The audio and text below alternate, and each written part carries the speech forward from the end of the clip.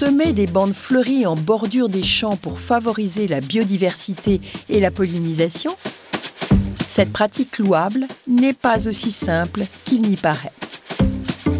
Notre groupement ADPLC a décidé de s'engager dans une démarche d'agroécologie qui s'appelle la charte d'Aussy, dont l'objectif est d'abord de valoriser les bonnes pratiques de nos producteurs et de communiquer positivement auprès de nos consommateurs. Et donc cette charte répond à un certain nombre d'enjeux tels que la biodiversité, la vie du sol, l'eau, la fertilisation ou la protection des cultures. Et donc on a décidé de demander à nos producteurs d'implanter une jachère mellifère pour attirer et nourrir les pollinisateurs. Les attirer, c'est bien, mais pas trop, comme avec la facélie que les abeilles affectionnent tout particulièrement au détriment des cultures de légumes et des porte-graines.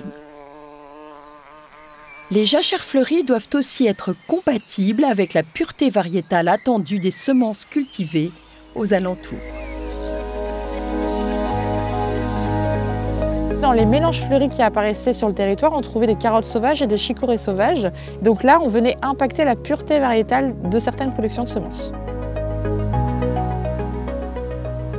CMAI s'est engagé dans le projet Polyphonie Flore, initialement en 2012, donc avec d'autres acteurs tels que la FNAM, Hommes et Territoires et la Fédération des chasseurs. Alors notre rôle chez CMAI, c'est finalement de développer ce mélange, de rencontrer les acteurs du territoire pour bien leur expliquer les problématiques, car souvent ils ne les connaissent pas forcément et c'est pas de la mauvaise volonté de leur part, mais c'est de leur présenter le mélange, les atouts qu'il présente et de pouvoir rassurer aussi les semenciers, les agriculteurs multiplicateurs du territoire.